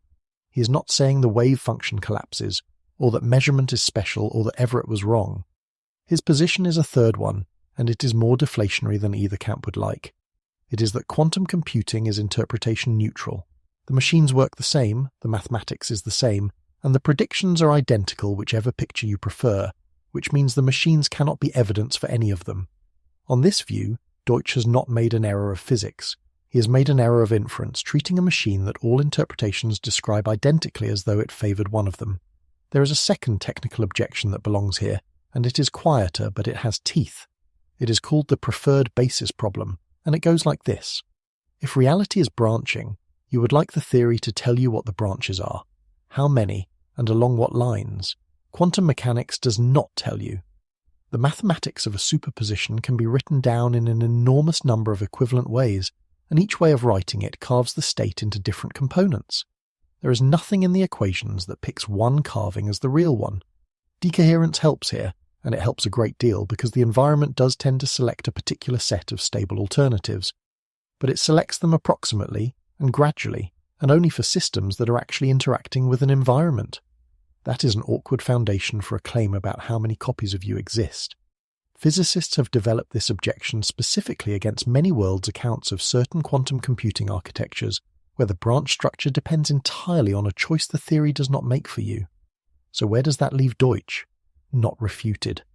And this distinction matters, so let me be precise about it. Nobody in this argument has produced an alternative answer to his question. Aronson's position, stated fairly, is that the question assumes a picture that the physics does not support. That is a strong reply. It is not the same as an answer. Deutsch asked where a computation involving more components than the universe has atoms physically takes place, and the responses have been, in essence, that his framing is misleading, that his noun is wrong, and that the machines are interpretation neutral. Every one of those may be correct. None of them tells you where the number was factorized. Deutsch's own view of this is unsentimental. He has said, in various forms, that his critics have explained why his answer is unsatisfying without supplying a better one, and that in physics a bad answer is only displaced by a better answer, not by a complaint about the question. What strikes me about this whole disagreement is how narrow it is. These two men agree completely about what the machine does. They agree about the equations, the predictions, the algorithms, the speed-ups, all of it. They would give identical answers to every experimental question you could ask. What they disagree about is what to call the place where it happens, and whether that place is a place at all. When a scientific argument narrows down to a disagreement about a noun, it usually means the disagreement is sitting on top of something that nobody has understood yet. And underneath this one, there is a problem that has been open since 1999. It has nothing to do with computers. It is about you. Part 9. The question. Underneath the question. There is a wound inside the many worlds picture that its own supporters have been trying to close since 1999, and they have not managed it. I want to give it to you honestly, because a video that presented Everett's account as a solved position would be lying to you, and because this particular problem is the one that stops being about physics and starts being about your life. It begins with the most reliable rule in quantum mechanics. It is called the Born rule, and it is how you turn the mathematics into predictions. Take the amplitude associated with an outcome, take its magnitude, square it, and that is the probability of seeing that outcome. This rule has been tested continuously for a century. It works to absurd precision. Every quantum prediction you have ever heard about, every experiment that confirmed the theory to 12 decimal places, runs through the Born rule. Now apply Everett's picture to it and watch what happens. Suppose an experiment has two possible results, and the Born rule says one of them has a 30% chance and the other has 70. In the standard account, this is straightforward. One of them is going to happen. The numbers describe how likely each is, and after the measurement one occurred and the other did not. In Everett's account, both occur. Not one of them. Weighted. Both. There is a branch containing an observer who saw the first result, and a branch containing an observer who saw the second, and each of those observers is a complete person with a complete memory and no access to the other. So what is the 30 referring to? It is not the chance that the outcome happens, because the outcome definitely happens. It happens with certainty, in a branch. So does the other one. Neither branch is more real than the other, and neither observer is a copy. From the inside, each is simply a person who ran an experiment and got a result. Let me put you in it. You're sitting in a room with a detector in front of you. Inside it, a single atom will either decay in the next minute or it will not, and the mathematics gives that decay a 30% weight. You watch the readout. The minute passes, the light stays dark. Now step outside yourself for a moment. Somewhere, in a branch that's separated from yours the instant the detector registered anything, there is a version of you sitting in the same room who watched the light come on. She is not a simulation, and she is not a lesser version. She has your memories up to the moment the branches parted. She's having exactly as vivid an experience of this evening as you are, and she is right now thinking about you in exactly the way you're thinking about her, with the same confidence that she is the real one. Neither of you can check, neither of you ever will. The two of you were, until a moment ago, the same person, and there is nothing in the physics that says which of you inherited that person and which of you is the other one, because the question does not have a meaning. You both did. So what was the 30 measuring? It did not measure which of you would exist. You both exist. It did not measure how likely you were to end up as this one rather than that one, because you did not end up anywhere. You are both continuations. And this is the point where the physics stops being an abstraction. So let me say the uncomfortable version out loud, and then we will go back to the mathematics. If the Born rule is describing branching rather than chance, then nothing that has happened to you was selected. Every outcome that could have followed from every moment of your life did follow. Not as a possibility, not as a road not taken, but as an actual continuation containing an actual person who remembers everything you remember up to the fork. The version of you who took the other job. The version who said the thing out loud instead of swallowing it. The version who left 10 minutes earlier and missed the accident, and the version who did not. None of them is a shadow. Each is exactly as real as you are, and each is entirely certain that they are the one who actually happened, for precisely the same reason you are certain of it, which is that they are the one having the experience. And the part I keep circling back to is this. You have no argument for why you are this one. There is no fact you can point to, no property you possess that distinguishes the branch you're in from any of the others. You're not here because of anything. You're simply, from the inside, here. I want to be careful with that, because it is the kind of thought that can either open something up or close something down depending on how you hold it. I do not think it takes anything away from the life you're actually living. If anything, it puts more weight on it, because this is the branch you have, and it is the only one you will ever have access to, and the versions of you elsewhere are not going to live it for you.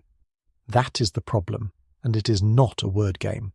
Physicists call it the probability problem, and it is generally agreed to be the most serious internal difficulty many worlds has. If every outcome occurs, a probability appears to have nothing left to describe.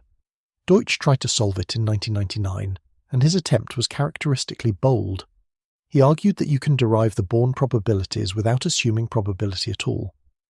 Take the non-probabilistic parts of quantum theory, add the standard axioms of classical decision theory, the ones describing how a rational agent orders their preferences, and show that any rational agent who believes Everett's account is true is compelled, on pain of straightforward incoherence, to make decisions exactly as though the Born rule gave the chances. Not because the chances are real, but because no other pattern of betting is rationally defensible. David Wallace at Oxford later developed this into a formal proof and built it into a book called The Emergent Multiverse. If it worked, it would be remarkable. It would mean the most successful predictive rule in physics is not an extra assumption at all, but a theorem about rational behavior in a branching universe. The objections came in two waves. The first wave arrived almost immediately and accused the derivation of circularity. Barnum and his colleagues in 2000, Baker in 2007, and Hemo and Potowski in the same year, all argued in different ways that probabilistic assumptions are smuggled into the premises, that the proof does not derive probability from nothing. It hides probability in the setup and then finds it again at the end. The second wave came in 2010 and went after the axioms themselves. Lewis, Albert, Kent and Price, all in that single year, argued that the decision-theoretic axioms are unmotivated once you accept that everything happens, that the rules of rational betting were designed for a world where outcomes are uncertain, and importing them wholesale into a world where every outcome occurs is not obviously legitimate. Adrian Kent gave his contribution a title that leaves no doubt about his view. He called it decision theory as a red herring for the many worlds interpretation. Others, including Barnum in 2000, Lewis in 2003, and Gill in 2004, argued the theorem simply does not follow its specific steps, requiring assumptions well outside decision theory. 27 years later, this is where it sits. Supporters regard the derivation as essentially complete, with the remaining objections amounting to a refusal to accept perfectly reasonable axioms. Critics regard it as essentially question-begging, with the appearance of a proof achieved by choosing premises that already contain the conclusion. The two camps are not converging. They are not even arguing much anymore. There is also a reply from Wallace worth knowing, because it is the best defense the position has. He argues that asking for the branches to be exactly defined is asking the wrong kind of question. Branches, on his account, are emergent things, and emergent things are real in the same way that tigers and weather systems and traffic jams are real. There is no exact atomic boundary that separates a tiger from the air around it, and no precise moment at which a collection of moving cars becomes a jam, and nobody concludes from this that tigers and traffic jams are fictions. Branches are patterns in the underlying state that are stable enough and robust enough to support prediction, and that, Wallace says, is all anything needs to be real. The critics reply that this is a strange status for something that determines how many copies of you exist. A tiger being approximately bounded is fine. The number of versions of your life being approximately defined is a different sort of vagueness, and it is not obvious that the same argument covers both. I want to deal fairly with one more objection, the one you have probably encountered, because it is the most popular, and it is also the weakest. It is the energy objection. If the universe splits constantly, where does the energy for all those new universes come from? Are we not creating matter out of nothing billions of times a second? No, and the answer is clean. Nothing is created. There is one quantum state, and it has a fixed total. Branching does not add anything to it. It redistributes it, the way a wave spreading across a harbour does not create more water. The people arguing about many worlds are not arguing about this, and it would be dishonest of me to hand you a weak version of their opponent's position. So the honest state of play is this.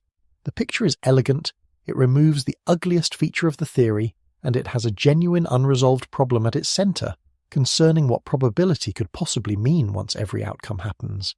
That is the intellectual situation. Which raises the obvious question, and it is the one that surprised me most when I went looking. How many physicists actually believe any of this? The answer is not what either camp would like it to be. Part 10. 100 years, and no agreement. Let me stop for a moment and put the pieces on the table together, because we have covered a lot of ground, and this is the point where it is worth seeing the shape of it. We have a machine that has to be cooled to 100th of a degree above absolute zero, and hidden from every photon in the world in order to function. We have a piece of arithmetic showing that describing what happens inside it requires more numbers than the observable universe has atoms. We have a question from the man who designed the machine, asking where that processing physically occurs, and an answer that involves branches of reality. We have the graduate student who first proposed those branches and was told to stop. We have the founding paper of the entire field, which turns out to have been written as a design for an experiment rather than a design for a computer.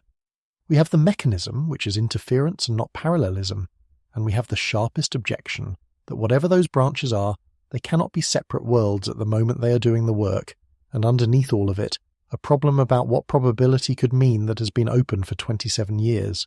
So, given all that, what do actual physicists believe? Start with the thing that makes the disagreement remarkable. Quantum mechanics is the most precisely tested theory in the history of science.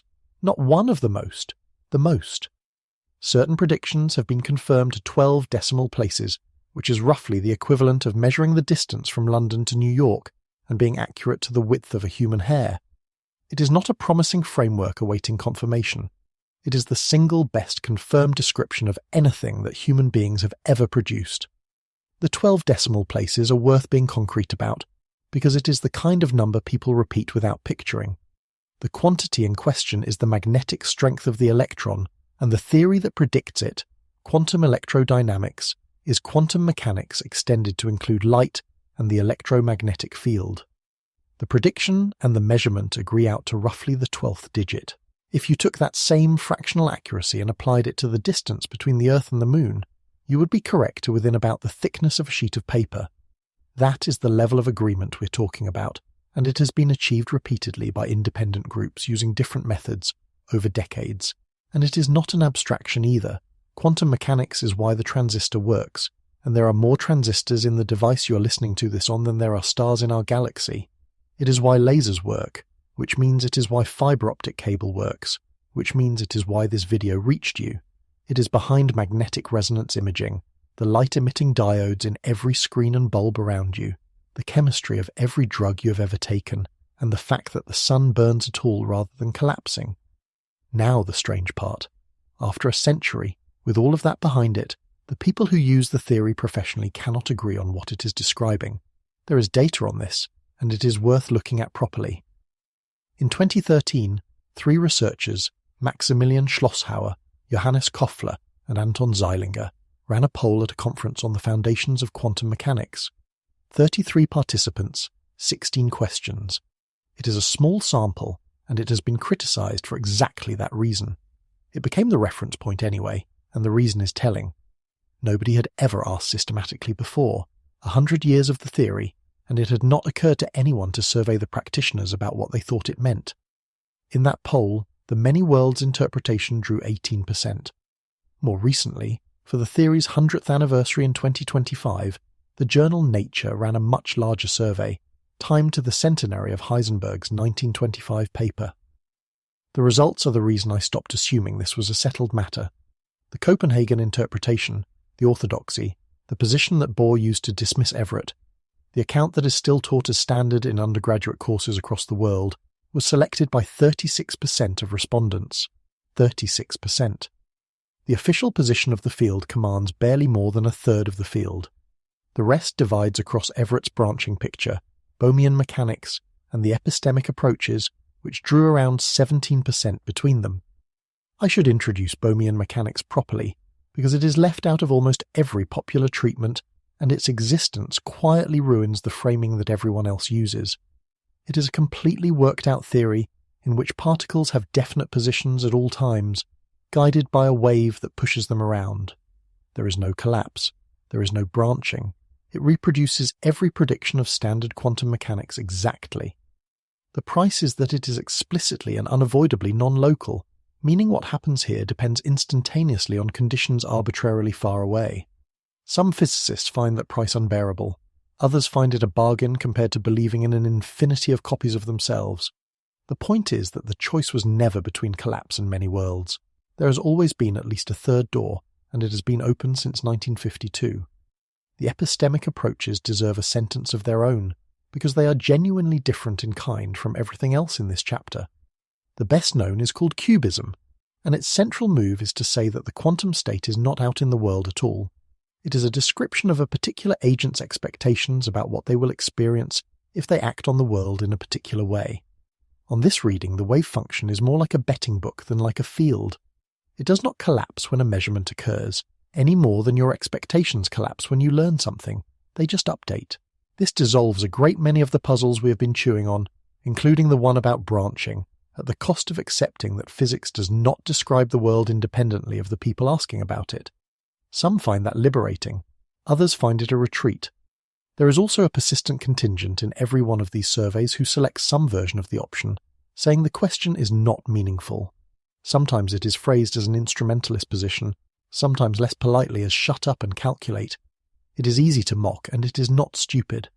Their argument is that a theory is a device for predicting measurement outcomes, that quantum mechanics does this superbly, and that asking what is really going on underneath is asking for something science was never in the business of providing. I do not agree with it. But it is held by serious people for serious reasons, and it consistently draws real support. It is worth pausing on why this disagreement can persist at all, because in most sciences it could not. Ordinarily, when two groups disagree about what is happening, you design an experiment where their accounts predict different results, you run it, and one group is wrong. That route is closed here, and it is closed by construction. Every interpretation on that survey list makes identical predictions for every experiment anyone has ever been able to perform. Not similar predictions. Identical to every decimal place, in every case. That is what makes them interpretations rather than rival theories. They are different accounts of what is going on underneath a set of numbers that all of them reproduce perfectly, which means the usual machinery of science does not apply. You cannot vote a picture out with data if the data cannot tell the pictures apart. What is left is argument about elegance, about parsimony, about which set of assumptions you find least uncomfortable to carry, and those are not the kinds of criteria that produce consensus. This is exactly why Deutsch's experiment, when we finally get to it, is such an unusual object. It is a proposal to break that deadlock by finding a case where the pictures do predict different things, and here is a detail from the survey work that I find genuinely revealing. Interpretational preference correlates with what you do for a living. Quantum information researchers, the people who build and program these machines, skew noticeably toward Everett. Experimentalists in other areas skew toward instrumentalism, which means that what a physicist believes about the deepest nature of reality can be predicted to some degree from which building they work in. That is a sociological fact sitting on top of a physics question, and it should make everyone slightly uncomfortable, including the people it favours. Now let me bring back a phrase from the 6th chapter.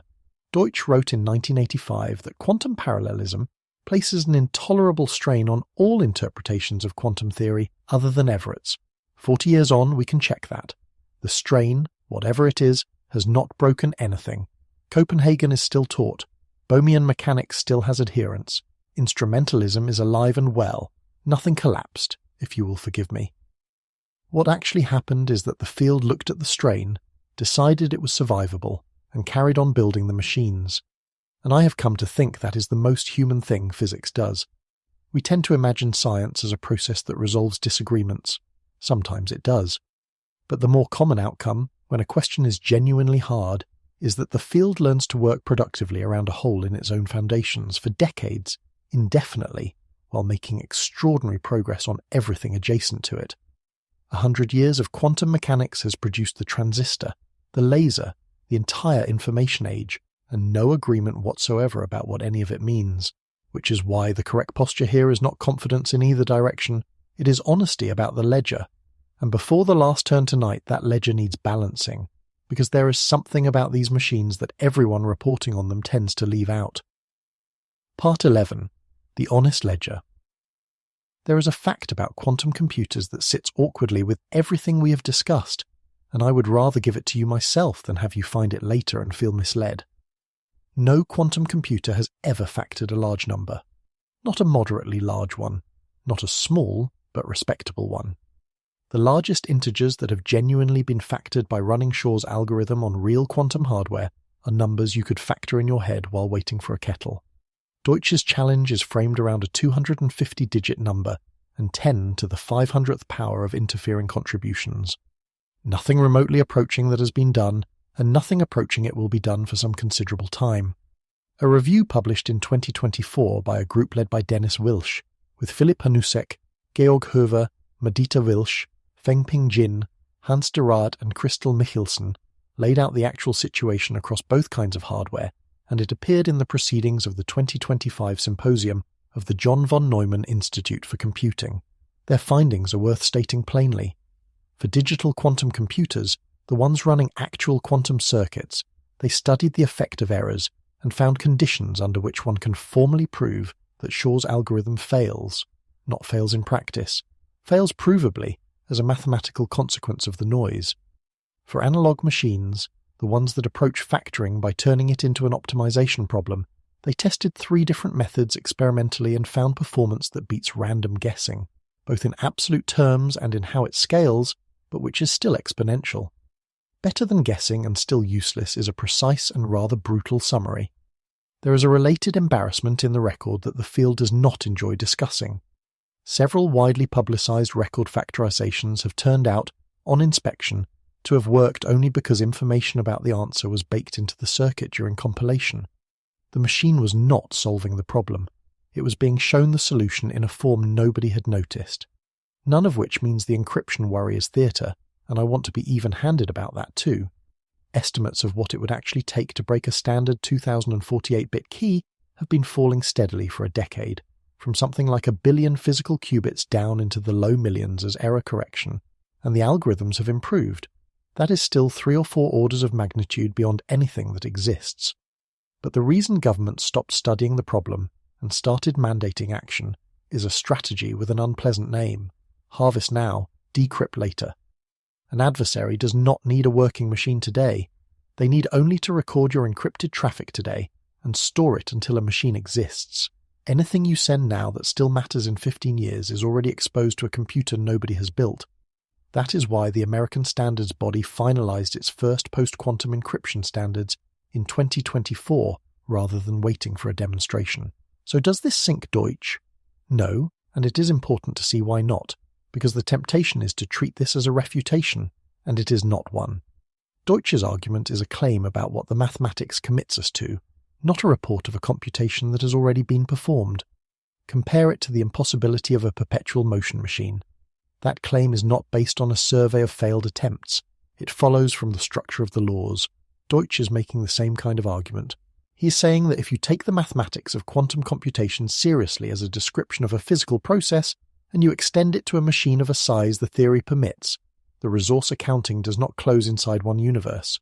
Whether anyone has built that machine yet is beside the point.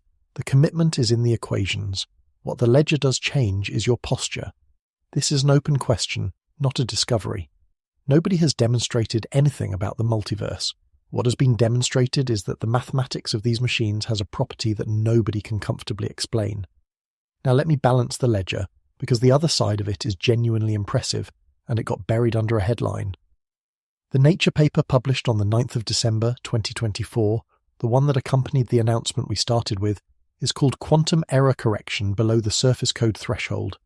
Set aside the multiverse claim entirely. What the paper reports is the milestone the field had been chasing for roughly 30 years. They ran 2 Willow processors, one with 72 qubits and one with 105. They implemented surface code error correction, which spreads the information of a single reliable logical qubit across a lattice of unreliable physical ones. They demonstrated a distance 7 code, meaning a lattice large enough that 7 simultaneous errors would be required to corrupt the stored information, and separately a distance 5 code running with a decoder operating in real time. The central number is this. Each time they increased the code distance by 2, the logical error rate fell by a factor of 2.14, plus or minus 0.02. That single number is why the result matters, and it takes a moment to appreciate. For the entire history of quantum computing up to that point, adding more qubits made a machine worse. Every additional component brought its own noise, and the noise accumulated faster than the redundancy could suppress it. It was like trying to build a more reliable bridge by adding more rotten planks. What the Willow result shows is that this relationship has inverted. Adding more physical qubits now makes the logical qubit more accurate. The threshold theorem predicted this crossover in the mid-1990s. It took 3 decades of engineering to actually cross it. The supporting numbers hold up. The 101 qubit distance 7 code ran at an error rate of 0.143% per correction cycle, with an uncertainty of 0.003%. The logical memory outlived its own best physical qubit by a factor of 2.4, which is the beyond break-even milestone that Peter Shor's first error-correcting code in 1995 made theoretically possible, and that nobody had reached in the 29 years since. And the real-time decoding held below threshold with an average latency of 63 microseconds, sustained across 1 million correction cycles at 1.1 microseconds each. That is roughly 1.1 seconds of continuously protected quantum memory, which sounds absurd until you remember that the unprotected version lasts for microseconds. I should add the standard caution about the benchmark that generated the headline, because it applies here as it applies everywhere. In 2019, when Google announced that its Sycamore chip had done in 200 seconds what would take a classical supercomputer 10,000 years, IBM published a rebuttal within days, arguing that with enough disk storage the same task could be done classically in about 2.5 days. Improved classical simulation methods narrowed the gap further over the following years. Supremacy numbers based on random circuit sampling are not fixed quantities. They are a moving contest between quantum hardware and classical cleverness, and the classical side has repeatedly proven more resourceful than anyone expected. Treat the 10 septillion years figure as a snapshot rather than a monument. And then there is the most recent entry in the ledger from this year. In 2026, a physicist at Northwestern University named Brian Odom published a paper with a title that would have been unthinkable in Everett's lifetime. The many worlds interpretation simply told. Not defended, not proposed, told, explained. What the paper does is build a detailed physical model of a specific detector, a bolometer, making a Witch path measurement inside an atom interferometer, and then work through what Everett's account says will be observed. It argues that the interpretation reproduces the probabilities that experiments actually find, that an observer experiences one outcome and not the other despite both occurring, and it makes a point that deserves attention. It argues that the picture involves no action at a distance, no instantaneous influence across space. That is a genuine advantage over accounts requiring collapse, which have struggled with exactly that problem since the 1930s. And here is the line in the abstract that tells you how far the idea has travelled. The article is written to be accessible to anyone with an undergraduate course in quantum mechanics. 69 years after Bohr waved it away and Wheeler cut the thesis by 3/4, the idea is being written up as material for a second-year student. There is something I said in the second chapter that I want to bring back now, because it has quietly changed meaning over the course of the evening. A quantum computer has to be hidden from the world in order to think. That was an engineering fact about refrigerators and shielding and photons, but look at where we have arrived. The answer to Deutsch's question also has to be hidden from the world in order to survive. The moment you can check it, the moment you can arrange an experiment where the branches make themselves known, the coherence is gone and there is nothing left to look at. Both the machine and the claim are only intact for exactly as long as nothing is able to examine them properly, which leaves one thing unaccounted for. There is an experiment that would examine it properly, a real one, designed by a real person, with a clear pass and a clear fail. He wrote it down in 1985, and nobody has ever been able to run it. Part 12. Where it would have to be. We need to go back to 1985, to the half of the paper I've been holding back all evening. David Deutsch wanted to know whether a quantum measurement can be undone. That is the whole question, and everything else follows from it. If a measurement is an ordinary physical interaction, obeying the same reversible equation as everything else, then nothing is destroyed when it happens. Both outcomes persist, the observer branches, and Everett was right. If a measurement is something else, something that genuinely and irreversibly removes the alternatives from existence, then collapse is real, and Everett was wrong. Those are different physical claims, and different physical claims can in principle be told apart by an experiment. Here is his. Step 1. You need an observer, not a person, but something that genuinely performs a measurement, genuinely registers an outcome, and can report having done so. In Deutsch's design, this observer is a process running as a simulation inside a quantum computer, and the machine holds the entire simulation in perfect quantum coherence. Nothing about the observer's internal state leaks out into the surrounding world. It is as isolated as the machine is. Step 2. The observer measures a qubit that is in a superposition of two states. It looks. From the inside, it sees a definite result, exactly the way you see a definite result when you read a dial. Step 3, and this is the hinge that the entire experiment turns on, so I want to be precise about it. The observer is then asked one question, and one question only. Did you make a measurement? It answers yes. It is never asked which outcome it saw, and it never says. That detail is not a formality.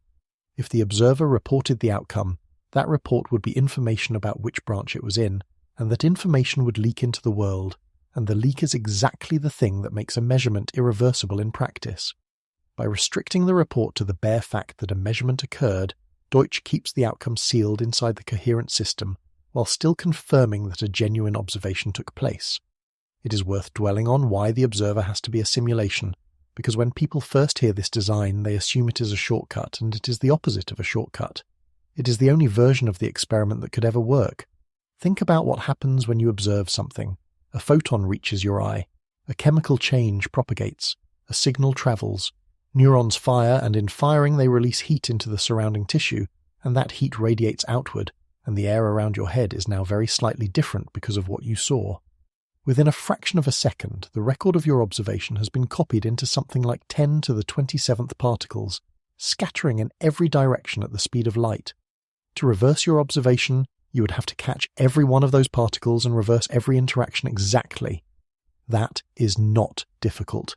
It is more than the entire observable universe could accomplish, working on nothing else. A simulated observer inside a coherent quantum machine does not have this problem, because the machine does not leak. The observation happens inside the sealed system, and a sealed interaction can, in principle, be run backwards, which is the only reason the experiment is even conceivable.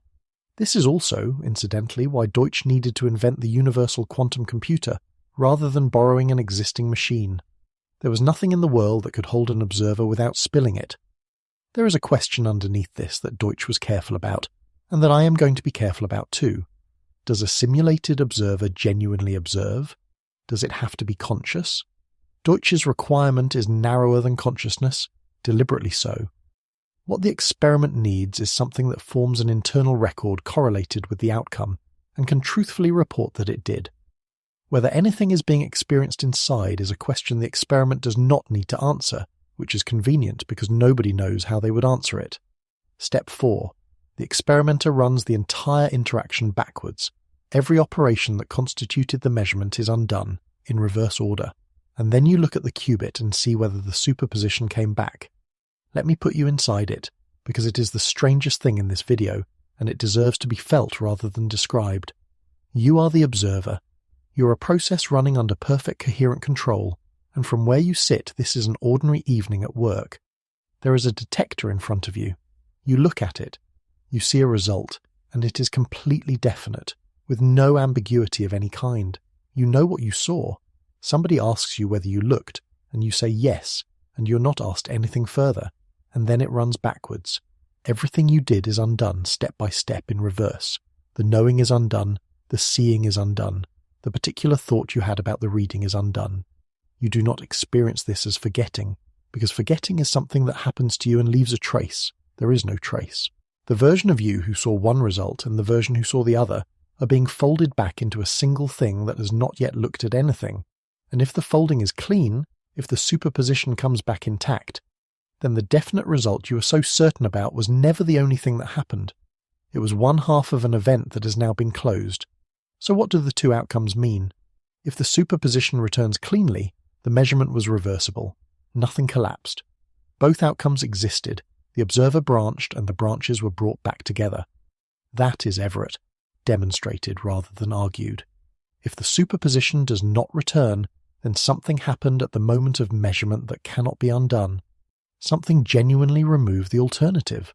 Collapse would be a real physical event rather than a bookkeeping convenience, and Deutsch would be wrong, and so would Everett. Now the status of it. This experiment has never been performed, and the assessment from the people best placed to judge is that it is beyond our experimental capabilities at present, and possibly forever. The reason is a genuine conflict rather than an engineering shortfall. You need a system complex enough to actually make a measurement, which means complex enough to have states that record things, which in practice means large. And you need that same system to remain perfectly coherent so you can reverse it, which means small, isolated, and untouched. Those two requirements pull against each other, and the harder you push on one, the worse the other becomes. Which is, if you look at it a certain way, Aronson's objection wearing an engineer's coat. The thing has to be separate enough to count as an observer, and connected enough to be reversed, and the space where both are true may be empty. So let us go back to the question we started with, and answer it as far as physics can answer it. Where was the number factorized? The honest answer is that on the best available account, and it is an account nobody has been able to displace in 40 years, the processing happens across the branches of a single quantum state, and this universe, everything you can see and everything you will ever be able to see, is one thread running through it. Not another place, not a parallel Earth with a slightly different history that you might one day visit. There is no travelling to it, and there is no message from it, and the no-signalling theorem closes that door permanently. What there is, on this account, is a larger object, and everything you have ever called the universe is a cross-section of it. And when a quantum computer runs, it is not calculating faster than the world allows. It is calculating in more of the world than we can see. I want to be careful and finish this the way the evidence actually leaves it. That is the best available answer. It is not a proven one. Scott Aronson may be right that the branches doing the work cannot be worlds at all. The probability problem has been open since 1999 and shows no sign of closing.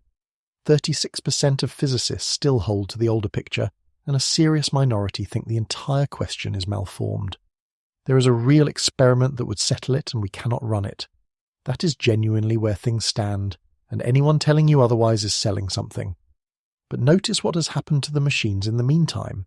Deutsch designed one in order to find out whether a person who makes an observation remains one person. That was the purpose. The computer was the apparatus, and in the 4 decades since we have built the apparatus at industrial scale, cooled it to 100th of a degree above absolute zero, wrapped it in gold and vacuum and shielding, poured billions of dollars into it, and pointed it at molecular design and logistics and cryptography. We built the equipment We forgot the experiment, and we kept the tool. I find something almost unbearably ordinary about that. Not tragic exactly, just ordinary in the way that most large human failures are ordinary. Nobody suppressed the experiment. Nobody decided it was too dangerous to run. What happened is that the machine turned out to be commercially interesting, and commercially interesting things acquire momentum, and the original reason receded the way original reasons do. There are thousands of people whose entire careers are built on Deutsch's design who have never read the second half of his paper. The question it was built to answer is exactly as open tonight as it was in a Princeton office in 1957, when a 27-year-old was told by the most respected physicist alive that he had made a mistake, and believed him, and went to work on nuclear war instead. So the next time you read that someone has broken another record, that another chip has done in minutes what a supercomputer would need longer than the age of the universe to finish, remember that nobody can tell you where that work was done. The machine is sitting in a room, hidden from every photon in the world so that it can think.